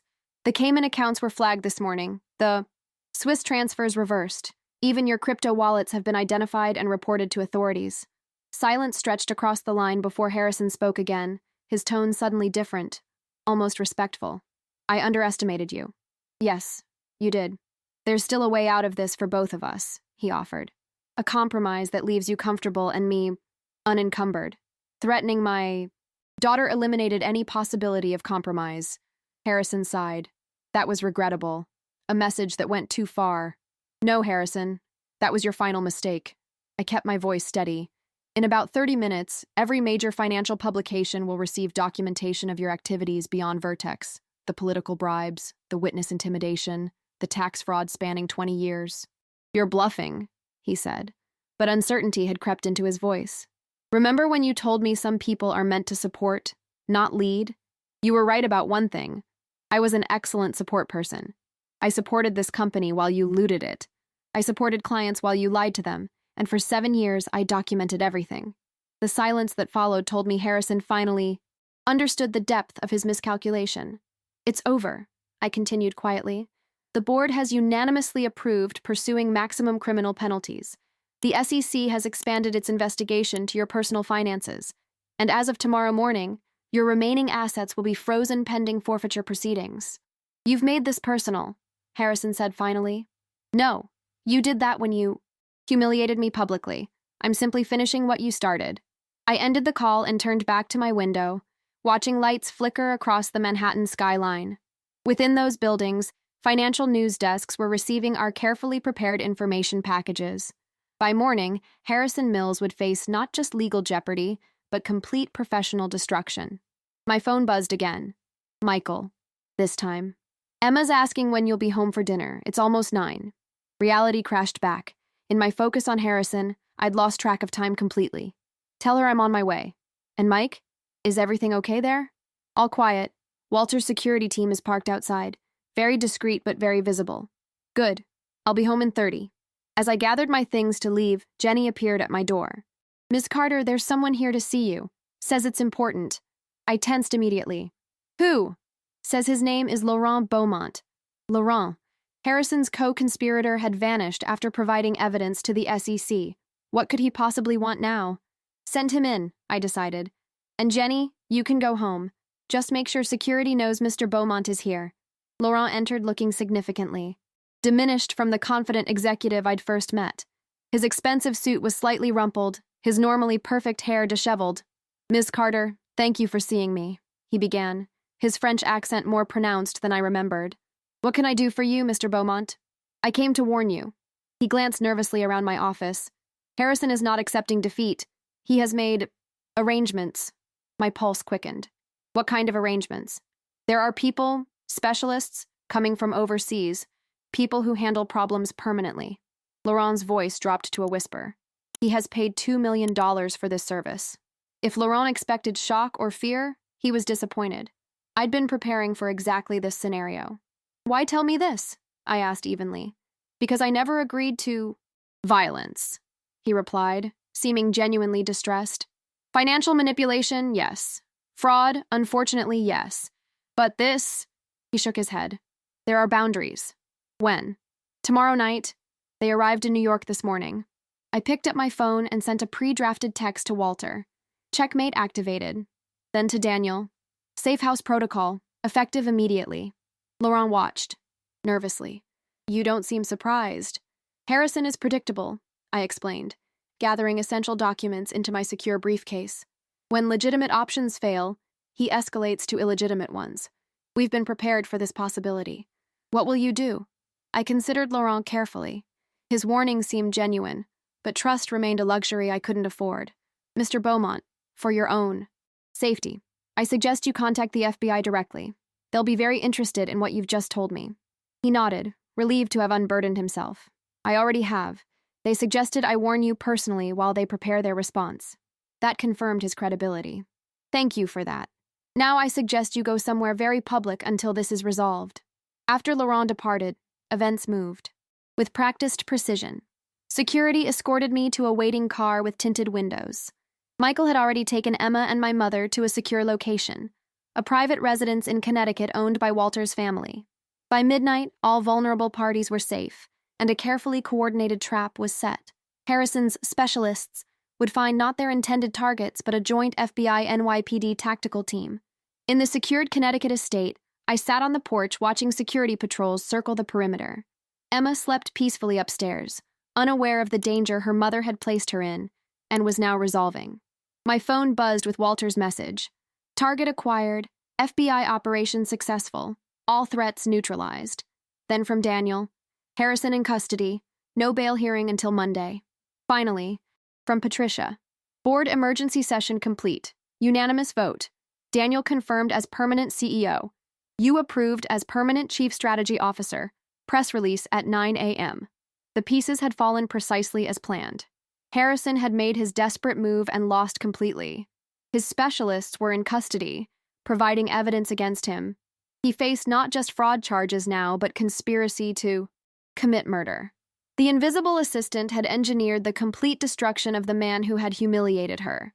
Yet strangely, I felt no satisfaction, only relief that my daughter could sleep safely tonight, and determination to rebuild what Harrison had damaged. I texted back to Patricia. Thank you. Ready to move forward. The war was over. Now the real work would begin. 6 months after Harrison Mills's arrest, I stood at the podium in Vertex Capital's largest conference room, addressing our annual shareholder meeting. The company had not merely survived the crisis, it had transformed. The integration of Meridian Solutions has exceeded projections by 22%, I explained to the assembled investors and board members. Their predictive analytics technology has already generated $135 million in new revenue streams, with projected growth of 40% annually over the next 5 years. As Chief Strategy Officer, I had overseen the merger personally, working closely with Vivian to ensure Meridian's innovative culture wasn't swallowed by Vertex's corporate structure. The results spoke for themselves. More importantly, I continued, our corporate governance reforms have restored confidence in Vertex's leadership. Transparency initiatives, ethical investment protocols, and our new accountability framework have become industry standards. Patricia Winters nodded approvingly from her seat at the head table. At 72, she had postponed retirement to guide Vertex through its reconstruction, becoming my most valued mentor in the process. Finally, I'm pleased to report that our employee retention has increased 34% year over year, while our diversity in executive positions has more than doubled. The shareholders responded with enthusiastic applause. Vertex stock had recovered its post-scandal losses within 3 months and now traded 15% higher than under Harrison's leadership. After the formal presentation, I mingled with board members and institutional investors, no longer the invisible assistant, but a recognized executive whose strategic vision had helped save the company. Remarkable turnaround, commented James Holden, our longest-serving board member. When this all started, I thought we were finished. We had good bones, I replied. Harrison's corruption was the disease, not the company itself. Still, it took extraordinary leadership to rebuild trust so quickly. James lowered his voice. The board is discussing succession planning for when Patricia retires next year. Your name figures prominently in those conversations. I managed to maintain my composure despite the implication. From assistant to potential board chair in less than 2 years? The trajectory seemed impossible. I'm honored, but I still have much to learn from Patricia. As did we all, James acknowledged. Just know that your contributions haven't gone unnoticed. As the meeting concluded, Daniel joined me by the window overlooking Manhattan. In his role as CEO, he had proven exactly the steady, ethical leader Vertex needed. Collaborative where Harrison had been dictatorial. Transparent where Harrison had been secretive. Another successful presentation, he observed. The shareholders practically worship you now. I laughed. They worship profitable quarterly results. I'm just the messenger. Don't underestimate your impact, Evelyn. You didn't just expose Harrison's fraud.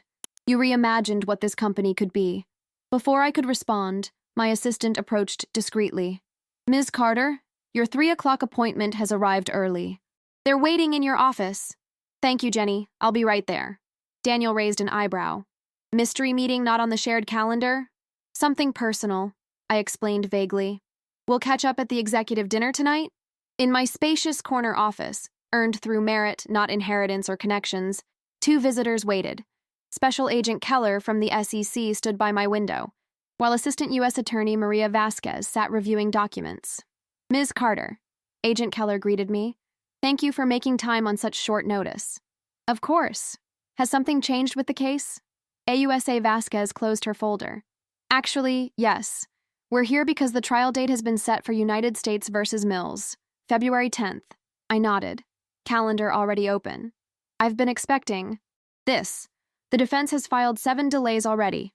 No more delays, Agent Keller confirmed. The judge denied their latest motion this morning, which brings us to the purpose of our visit. Vasquez leaned forward. Harrison Mills has offered to plead guilty. This was unexpected.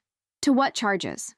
Securities fraud, wire fraud, conspiracy, attempted witness intimidation. Vasquez enumerated. But not the murder for hire charges. That's unacceptable, I said immediately. He tried to have me killed. He threatened my daughter. We agree, Keller assured me, which is why we rejected his initial offer. But he's made a counter-proposal that complicates matters. Vasquez handed me a document.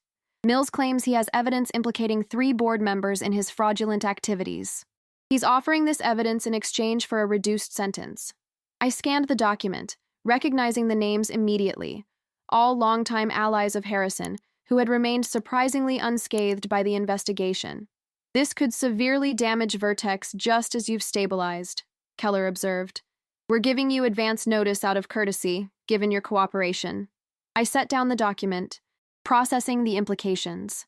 After everything we'd accomplished, Harrison was still finding ways to threaten the company's stability. What are our options? I asked finally. We proceed to trial with all charges and risk the exposure of additional conspirators, Vasquez explained. Or we accept a modified plea agreement that ensures significant prison time for Mills while potentially protecting Vertex from further scandal. How much time would he serve under the plea? Minimum 15 years with no possibility of parole, Keller replied, plus complete asset forfeiture. I considered carefully. The pragmatic executive in me recognized the advantages of containing the scandal. The woman who had been threatened wanted maximum punishment. But most importantly, the strategic leader in me knew that Vertex needed clean foundations to truly rebuild. Reject the plea, I decided firmly. If board members were complicit, they need to be removed and prosecuted. Vertex can't truly recover while corruption remains hidden. Keller and Vasquez exchanged glances, seemingly unsurprised by my decision. We thought you might say that, Vasquez acknowledged. It's the right call morally if potentially difficult corporately.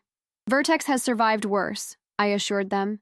And we're stronger now, with proper governance structures and transparency protocols. After they departed, I remained at my desk, contemplating the full circle moment that awaited. In the coming months, I would testify against the man who had once commanded my every working hour, the man who had humiliated me, publicly, and dismissed my potential. The irony wasn't lost on me. Harrison's greatest mistake hadn't been his fraud, or even his attempt to involve me in it. His greatest mistake had been underestimating the quiet assistant who observed everything. That evening, I left the office earlier than usual, a practice I had instituted company-wide as part of our culture reforms. Work-life balance wasn't just a slogan at the new Vertex.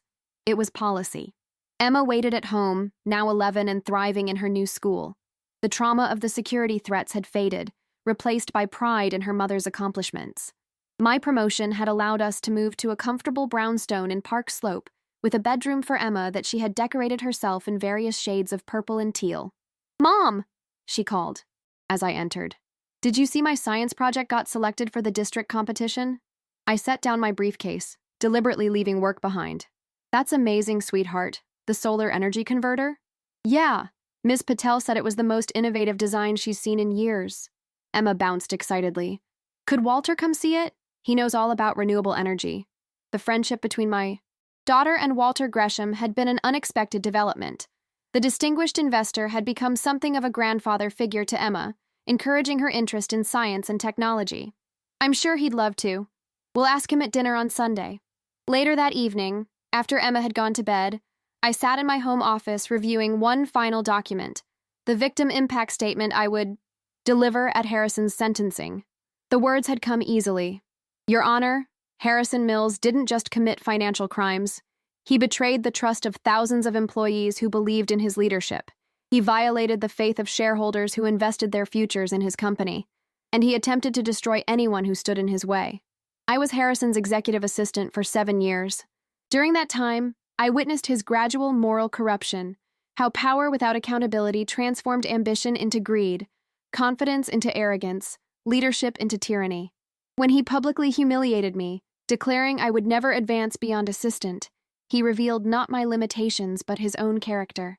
When he attempted to steal my inheritance, he exposed not my naivety but his own desperation. And when he threatened my child, he demonstrated not his power but his fundamental weakness. I don't speak today seeking vengeance.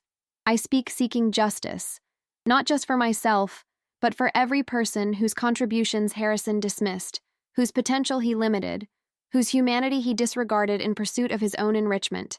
The sentence you impose today isn't just about punishing financial fraud. It's about affirming that no position of power grants immunity from consequence. It's about declaring that the workplace must be a community of respect, not a kingdom of fear. Harrison once told me some people are meant to support, not lead. He was wrong. Some people are meant to transform what leadership itself can be. I closed the document, satisfied that it expressed not bitterness, but the clear-eyed perspective I had gained. Harrison had tried to define me by his limitations. Instead, I had defined myself by possibilities he couldn't imagine. My phone buzzed with a text from Patricia. Confidential. Board vote unanimous. You'll be officially nominated as my successor next month. Ready? I smiled, thinking how impossible this would have seemed 18 months ago. From the assistant everyone overlooked to the executive everyone followed. A journey I couldn't have predicted, but now embraced fully. I typed back, ready? The next morning, I arrived at Vertex early. Old habits die hard. The office was quiet, the sky just beginning to lighten beyond the Manhattan skyline. I enjoyed these peaceful moments before the day's demands began. As I settled at my desk, Jenny brought in coffee and the morning's financial papers.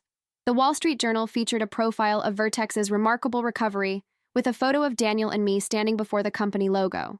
The headline read, Vertex Rising, How New Leadership Transformed Crisis into Opportunity. The article detailed our corporate reforms, the successful Meridian integration, and the cultural transformation that had made Vertex a magnet for top talent. It quoted employees praising the new work environment and analysts highlighting our industry-leading governance practices. Near the end came the paragraph that made me pause. Perhaps most remarkable in Vertex's phoenix-like resurrection is the journey of Evelyn Carter, from executive assistant to chief strategy officer in less than 2 years. Carter's trajectory represents a powerful rebuke to traditional corporate hierarchies. Talent doesn't conform to organizational charts, says board chair Patricia Winters. Sometimes your greatest asset is the person you've overlooked. Evelyn wasn't discovered. She revealed herself when integrity demanded action. I set down the paper, struck by Patricia's words. I hadn't been discovered. I had revealed myself. How many others were waiting for the same opportunity? How many assistants, analysts, support staff had insights and abilities their superiors never recognized? The thought sparked a new initiative, one I would propose at the next executive meeting. A talent identification program that looked beyond titles and pedigrees to find the overlooked innovators throughout the organization. My calendar alert chimed softly. 15 minutes until my first meeting. The day was beginning, filled with the challenges and opportunities of rebuilding a company based on fundamentally different values than its founder had envisioned. Harrison Mills had created Vertex in his image. Hierarchical, secretive, driven by individual gain. We were recreating it based on transparency, collaboration, and shared purpose. As executives and team members began arriving, I greeted each by name, something Harrison had never bothered to do. The personal connections weren't just good leadership practice. They were a daily reminder of the human ecosystem that made our work possible. In the busy day that followed, strategy sessions, client meetings, planning for Harrison's trial, I carried a quiet certainty that had replaced the insecurity of my assistant days. Not arrogance, but the earned confidence of someone who had faced their greatest challenges and emerged stronger. Harrison had been wrong about so many things, but most fundamentally about people like me. We weren't meant to remain invisible. We were meant to transform ourselves, our companies, our communities. When the moment demanded courage. That evening, as I prepared to leave for the day, I paused at my old desk in the executive assistant area. The new occupant, Jason, looked up in surprise. "Ms. Carter, can I help you with something?" I smiled. "Actually, Jason, I wanted to ask if you'd consider joining the leadership development program we're launching next month. I've noticed your strategic insights in the meeting notes you prepare." His expression of shock mirrored what mine must have been when Patricia first mentioned executive possibilities. "Me? But I'm just an assistant." I shook my head. "There's no just about it. Some of the best strategic minds in this company are the ones observing everything while others are talking. Think about it." As I walked toward the elevator, I felt the symmetry of the moment, the circle completing itself in the most meaningful way possible. Harrison had failed to see my potential. I would not make the same mistake with others. The invisible woman had not only become visible, she had created a company where no one would be overlooked again.